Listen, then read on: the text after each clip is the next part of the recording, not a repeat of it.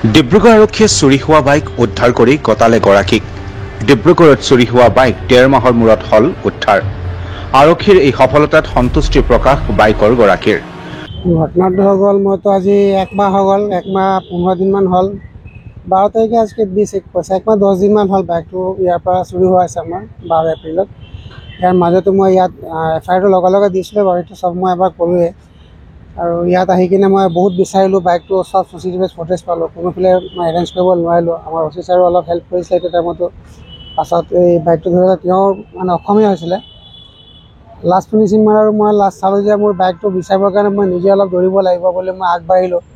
অফিচাৰে মোৰ ক'লে, ক'ৰবাত যদি তোৰ এনেকুৱা কিবা ইনফৰমেশ্যন পাওঁ মোক ক'বি, সেইটো টাইমত মই সেইটো কামৰ কাৰণে তোৰ লগ দিম বুলি মোক কৈছিলে বাইকটো ধৰিবৰ কাৰণে। কষ্ট হ'ল বহুত, মানে ভাল লাগিছে এতিয়া। উল্লেখ্য যে আৰক্ষীয়ে বাইক চুৰৰ লগত জড়িত দুজনক আটক কৰিবলৈকো সক্ষম হৈছে।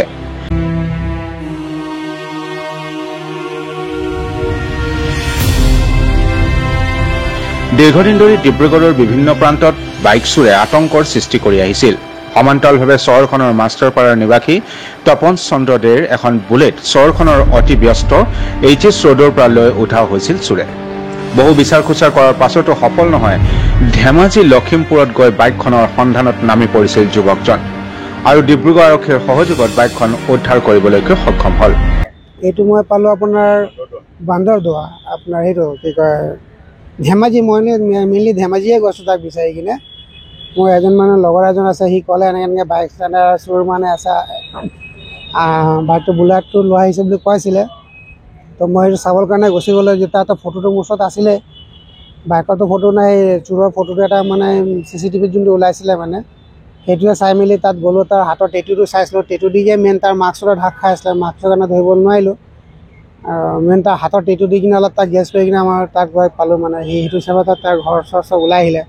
ছাৰকো মই ক'লোঁ এনেকৈ ছাৰ এনেকৈ সি চোৰটো যোনটো আছিলে এই মোটামুটি ইয়াৰে হয় বুলি আমালোকে পূৰা ইনফৰমেশ্যনটো আছে, ছাৰ ইয়াত এৰেষ্ট কৰিব লাগে, ধৰিব লাগে। ছাৰো বোলে ঠিক আছে তেতিয়াহ'লে তুমি সেই জগাৰ ইনফৰমেশ্যনটো গোটেই পোৱাৰ পাছত মই আহি যাম। ছাৰ ইয়াত ক'লোঁ, ছাৰ আমাৰ হেল্প কৰিলে। পাছত যাই কিনে আমাৰ SP ছাৰো যাই কথা গোটেই ঘটনাটো মই ক'লোঁ SP ছাৰক। SP ছাৰো ইয়াৰ পৰা একশ্যনটো ল'লে আৰু মোৰ অফিচাৰো এইটো একশ্যন ল'লে। চব মিলি কিনে আজি বাইকটো ইয়াত আনি পালোঁ, ভাল লাগিলে। ইপিনে বাইক চুৰি চক্ৰৰ বিৰুদ্ধে অভিযান অব্যাহত ৰাখিলে আৰু অধিক বাইক উদ্ধাৰ কৰাৰ সম্ভাৱনা আছে বুলিও মন্তব্য কৰিছে যুৱকগৰাকীয়ে।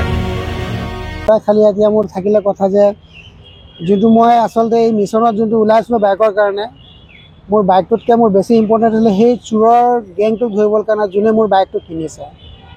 মোৰ বাইকটো যদি আজি ৰিকভাৰ কৰা হৈছে, যদি তাতকৈ ডাঙৰ কথা এই ঘটনাটো যে আৰু কাৰো লগত নহওক, যেনে আৰু কোনো এটা চোৰ ধৰিলে এই চোৰৰ মেইন লিডাৰটোক ধৰিব লাগে। আজি এই চোৰটোক ধৰি লাভ নাই ছাৰ, এই চোৰটোতো এটা সৰু ইয়াৰ নিশা 10টা চোৰ জন্ম দিয়া মানুহ যোন চোৰটো বস্তু কিনিছে সেই তাকে মেইনলি ধৰিব লাগে। কেলৈ সি আজি ইয়াকটো এৰিব, কালি বেলেগ এটা চোৰ জন্ম দিব।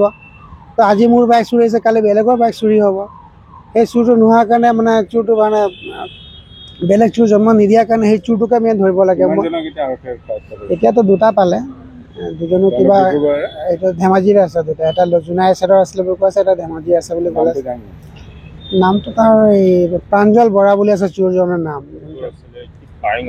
এটা কিবা পায়েং আছিলে।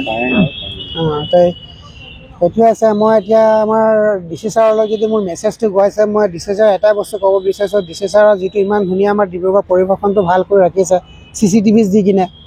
আজি যদি মই এই CCTVৰ ফুটেজটো নাপালোঁ হয়, তো চাগে মোৰ বাইকটো আজি নাপালোঁ হয়। তো DC ছাৰো DC ছাৰো কি কয় DC ছাৰ বহুত ধন্যবাদ জনাইছোঁ যে আমাৰ ইমান ধুনীয়া পৰিৱেশনটো মানে পৰিৱেশটো বনাই ৰাখিছে, যে আগতীয়াকৈ আমালোকে চুৰি কৰি যাব নোৱাৰিছে।